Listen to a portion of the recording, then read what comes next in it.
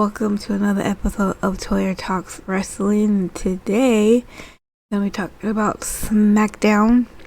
Forgive my voice. I think I'm getting sick, so I'm gonna try to make this as short as possible. But, Smackdown, November 8th, 2024. So the first thing I want to talk about is there was a new championship revealed. The Women's United States Championship match. Both Raw and SmackDown will compete for this title. I don't know exactly how they're going to compete for the title. I don't know if it's going to be like a tournament or a gauntlet match or like beat the clock kind of match or something. I'm not really sure.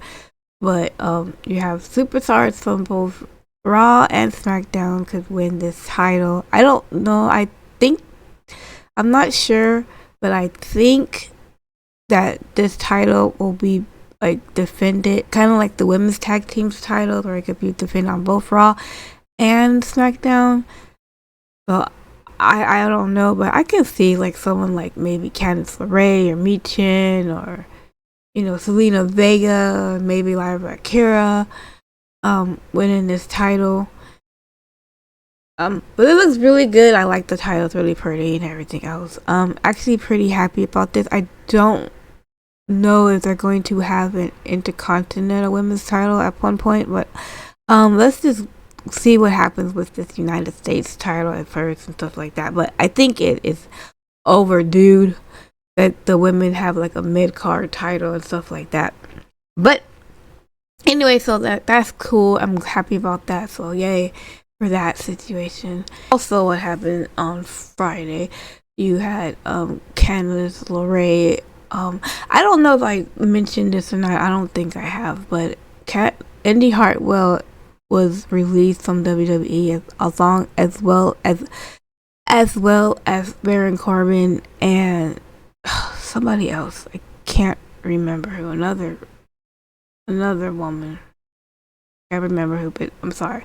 If I remember, I'll write it down and I'll put it on the screen. But I can't remember who the other person was. But that being said, so Candice LeRae has been pretty much hanging out with Nia Jackson, Tiffany Stratton, like for the last couple of weeks or whatever, like that. Tiffany Stratton, Candice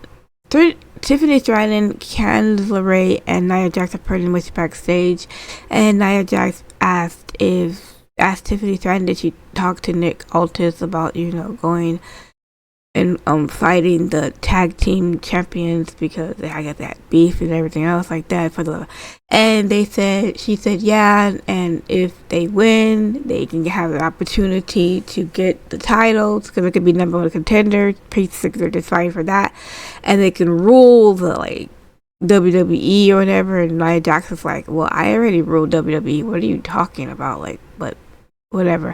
And she's like, whatever, as long as you have this plan, as long as we win, whatever. And she like leaves the room, right? And Candice LeRae kind of like following her and basically like told Tiffany Stratton that was like a really dumb plan or something like that, whatever. And whatever. And eventually they had the tag team titles, not the tag team titles, but Jade and Bianca versus Tiffany Stratton and Nia Jax. End up that Bianca and Jade won through this pretty much distraction. At one point Candice LeRae did interfere, helped by interfering a little bit, and knocking Bianca Belair off the third rope by the Nia Jax had the ref like pretty much distracted and everything else, and Tiffany Stratton was like, I don't need your help and stuff like that. Candice LeRae, I'm just trying to help, I'm not really helping you, I'm helping Nia, whatever, something like that. And on the process that Jade Cargill went to go attack Candice LeRae, Nia attacked Jade Cargill. Bianca Belair ended up putting Tiffany Stratton in the KOD and won the match. So that didn't go off very well. Also, I think that also Candice LeRae had a match with Bailey. I think they're having a little bit of a feud with Bailey, so there's have their feud going on, and Bailey won. Candice LeRae tried to fake an injury and then tried to attack Bailey, but Bailey was, pretty much say, I know all your tricks. I've been watching you for years. I know everything, and pretty much, didn't work and ended up getting the pin on Candice LeRae. I'm really interested to see how this feud is gonna go with Candice and Bailey, but so far I really like the fact that they're putting Candice LeRae on TV more. I mean, I'm sorry that Indy Hartwell had to leave, but it is what it is. You know what I'm saying? The next thing I like to talk about is Kevin Owens and Randy Orton. So Randy Orton basically called out Kevin Owens, talking about how what he did to him and Crown Jewel. Said Crown Jewel was not the end of it. Like, come on out, we're gonna fight and everything else. And he was ready to go. And you have Kevin Owens on stage, pretty much on this, because Randy Orton was in the ring, Kevin Owens on stage, and it looks like Kevin Owens was about to turn around and it's like, forget it, I don't want this shit. I don't need this shit from you, whatever, right now, like, whatever. But he ended up coming back. He had on his Kevin Owens is right shirt, which is so funny. And basically, Kevin Owens put Randy Orton in a pile driver, which is a bad move in WWE. And Randy Orton basically ended up a bunch of security and the refs and everything else came out and everything, and Kevin Owens kind of just walked away and stuff like that. They had put him in a stretcher or a gurney thing, that orange thing that they everything else, and they had put Randy in a neck brace, and they put him on the thing, and they put him on the little stretcher thing, and Cody Rhodes was down there, and he was making sure Randy Orton was okay, and they were rolling him on the little gurney stretcher bed thing they put when you're gonna go to the ambulance and stuff like that. And they put him in the they rolled him through up the ramp, through the gorilla, through backstage, through the ambulance, and they're Randy Rhodes is really hurt and stuff like that. Cody Rhodes rides with Randy Orton in the ambulance. So I guess it's I guess Randy Orton is out. Not really out, but kayfabe out. And I don't know if this is gonna set up something between Cody Rhodes and Kevin Owens. I mean, I think it should. I don't know if it's gonna just be for it's gonna do it for my friend's honor, or Cody Rhodes is going to eventually maybe put the title on the line and fight at Survivor Series. Maybe I'm not sure what's happening here. Obviously something's gonna happen between Kevin and Cody at some point, right? Because I don't know how long Randy Orton is going to be out for. But yeah, I can't believe they actually let him do the power driver. That's freaking crazy. But anyways, that's crazy. But yeah, do you think that since they did the power driver, you think that maybe Randy Orton will bring back the punt kick? You think that would make a return?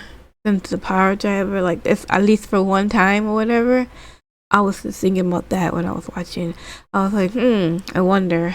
I don't know, but I don't know if this is gonna be a setup for a Survivor Series for Kevin and Cody. I'm not sure, but I can see it happening and stuff like that. I can't see it really happening without the title on the line, but does Cody Rhodes lose the title at Survivor Series and get it back at Rumble? I don't know. I don't know. We shall see. We shall see. And the last thing we're gonna talk about, cause my voice is killing me right now. Oh, sorry. Is basically the bloodline segment. So, as you know, I talked about this on Raw last Monday. This Monday, sorry. I talked about how, Jay basically invited Sami Zayn to come talk to Roman Reigns. Anyway, you have Jay backstage with Roman talking about, hey, I just need you to listen to him and stuff like that, because he was work this stuff out or whatever.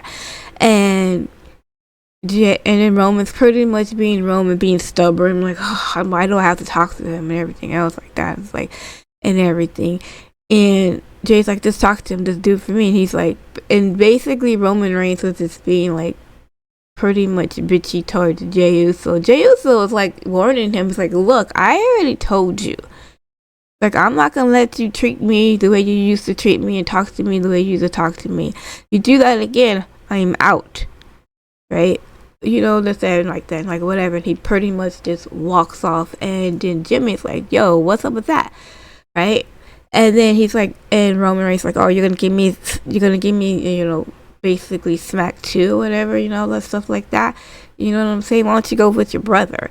Like, again, just being the whole Roman Reigns, the Roman Reigns that, like, this is the reason why you don't have like a tribe right now. You know what I'm saying? And Jimmy's like shaking his head like, yeah, whatever, and then he walks away. So you have it in the ring. You have like Roman and Jimmy in the ring. They're talking, and here comes Jay, and Jay's like, just hear my dog out, whatever, like that. And Sami Zayn comes out, and Sami Zayn says basically, the kick, it was a kick, it wasn't a butt. The kick was an accident. He's like, the four of us together, it feels good, it feels right. He's like, I know you want me back, I know you don't hate me, that you love me and everything else and all this other stuff.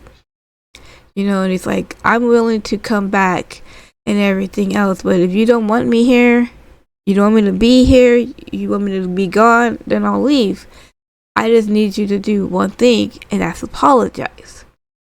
And Roman Reigns, he's kind of like looking at him like he crazy and like apologize. He's like, Roman Reigns like, you want me to apologize to you? And Sami Zayn's like, no, I don't want you to apologize to me. I said, I want you to apologize to Jay. And Roman Reigns goes over to Jay, and he looks at Jay, and Jay's looking like confused and stuff like that. And he's like, Roman Reigns basically says, I'm sorry. And everyone's cheering and everything else like that. He goes, I'm sorry you wasted my time with this. I can't believe you wasted my time with this. He is not family. He's not a part of the bloodline. He's not the honorary Uso. He's not this. He's not that. Blah, blah, blah, blah, blah, blah, blah. Right? And Sami is like, and everything else. Sami, and he's like, this ain't about Sami. This is about Solo. And he basically calls out Solo. And Sami just leaves the ring. Jay's like, I'm sorry and everything else. You don't really hear them talking or anything like that. But as Sami was leaving, you see Jacob Fatu on the Titantron. And he's on screen basically saying that, Solo don't come when you call him. It's like he is the tribal chief. He'll come when he feels like coming. You don't call him, okay? He calls you, blah, blah, blah, and everything else. And as this is when Sami's like walking away and everything else, Sami's like on the stage while Jacob Fatu is like talking on the screen and stuff like that. Anyways, later on in the night, you had the Bloodlines 2.0 Solo out, and basically calling out Roman Reigns. Roman comes out, and he's like, Solo's like, I need you. Basically, Solo's like, I need you to acknowledge me, but not acknowledge me as your undisputed tribal chief. I was like, what? Like, okay, Solo, you just got a big head. So anyways, they were talking, and the Roman Reigns asked the crowd, like, do you acknowledge him as the tribal chief? And the crowd says no, and he's like, and Roman Reigns says, I don't either. He's like, look, I'm here to challenge you, right? I'm here to challenge you for the Eufaula. And he's like, challenge me for the Eufaula? He's like, I'm already the undisputed, like, tribal chief. Why do I need to challenge you? It's like, this is ridiculous, right? And he's like, basically, Solo was like, talking about, like, they were gonna go to war, and they're gonna go to war and stuff like that. Tribal chief, and he's like, how can you be a tribal chief? You don't even have a tribe. He said, I challenge you to go find 4 people, because we're four more people, because we're ready to war, right? And because everything about war, right? And Roman Reigns like, war? You mean war games? He's like, but there's only 4 of you, right? And he's like, no, there's 5 of us. He counts Jacob, Tama Tonga Loa, himself, and then the 5th member was Sami Zayn. And here comes Sami, comes out on the stage, and Sami comes out and he looks pissed off as hell and everything else, and he's standing there and he's like, and Roman Reigns turns around and looks at Sami Zayn, and as he's turning around looking at Sami Zayn, here comes the bloodline jumping on Roman Reigns. Everyone except Solo. Solo was basically like talking shit as he's getting jumped, like saying, oh, you thought Sami Zayn was with you? No, it was all just a plan, dude. You thought that kick was an accident? No, that was for real. That was just a setup and everything else like that. Sami Zayn's still on the stage, right? Still looking pissed off as the Usos come out, and they come and try to help obviously Roman Reigns. And everyone's fighting and stuff like that. Eventually, Jacob Fatu ends up super kicking both Jay and Jimmy, but at one point they all 5 guys, like Jacob, Tama Tonga and Tonga Loa, Jimmy and Jay end up outside of the ring. And you had Solo and Roman inside the ring. Solo was about to do the spike when he calls over Sami Zayn, tells Sami Zayn, come on into the ring, come here, and everything else, right? And he's like, come on in the ring. So here comes Sami. Sami comes to the ring. Solo was like, hit him, kick him for real, kick him. Remember all the times everything that he's done to you? Kick him, right? And Sami Zayn goes into the corner and gets ready to do the Hulua kick. Does the Hulua kick to Solo Sikoa with no accident. Purposely did it. And then Jacob Fatu comes in, and then Roman Reigns is a super punch, and he gets a Hulua kick from Sami Zayn, and Roman Reigns spears Solo, and they pretty much got him out there. And here comes like the other, and then they pretty much got him out the ring. Then you had Jay and Jimmy come in, and then Sami and Roman Reigns were just looking at each other, and they're like, okay, and everything else. Then you had like the Usos put the ones up, Sami putting his one up, and then Roman Reigns finally put his one up, and that's how they ended the show. Now, I'm gonna try and see. Okay, look, I thought the whole segment was a cool segment. However, I would probably do it a little bit different. I would have had it to where Sami Zayn didn't show up until like the end of like not like having like what they did with Randy Orton and say, oh, who's gonna be the person, whatever, but like having like a couple of more weeks to go, and maybe even having Paul Heyman come in and being like the one that would bring it all together and stuff like that. You know, not just so easily. It seems like it will just rush, right? I mean, you still have a couple of more weeks. You have like what, 3 weeks at least? 3 or 2, like I think 3 weeks.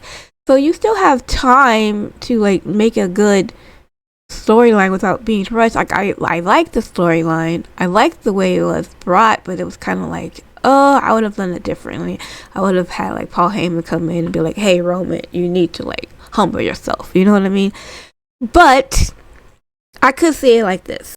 I could see that they supposedly they're not officially like a tight original bloodline yet, right? Because there's still a little bit of tension there. So I can see Roman Reigns pretty much treating Jay like he treated Jay before, maybe not on purpose, just by force of habit, and Jay saying, you know what, forget it. I don't want to be part of this whatever anymore. I don't care. I'm leaving. Right? I don't need this shit. I told you already not to yell at me, because he already said to Roman Reigns if he did it again, he was leaving. So I can see Roman Reigns, because Roman Reigns can't help himself. Right? Roman Reigns thinks he thinks he's the man or whatever. He thinks he has that authority, and it's like, no, you don't anymore. Right? You need to humble yourself. So I can see Jay be like, you know what, I'm out. And if Jay's out, I could see Sammy being out. Sammy's like, well, you know what? I was only here because of Jay, right? And stuff like that. So if you're gonna keep treating Jay like that, I don't appreciate that. You know, so I'm gonna go. I guess you're back to square one with just Jimmy and Roman. So then you bring in Paul Heyman. That's when you bring in Paul Heyman. And Paul Heyman would be like, look, you're gonna have to like humble yourself. You're gonna have to be like, look, I'm sorry. You're gonna have to apologize, right? I think the wise man's gonna be like, you know, basically gonna kiss Roman's ass, because that's what Paul Heyman does. But at the same time, make Roman Reigns realize that, you know, you need to apologize to these guys and stuff like that. I can see that being a thing. I don't know. That's how I would do it. If I was gonna bring Paul Heyman in and just make it look like, well, these 4 guys are not exactly solid yet, but it's gonna be Paul Heyman that's going to bring this together, because the wise man's gonna bring some wise wisdom to Roman Reigns. But I mean, that's just my point. That's just my opinion. Anyways, I'm losing my voice. So thank you so much for watching. I hope you have a great rest of your day. I'm gonna go get me some like lemon tea or something. Die. Anyways, see you guys in my next video. Bye.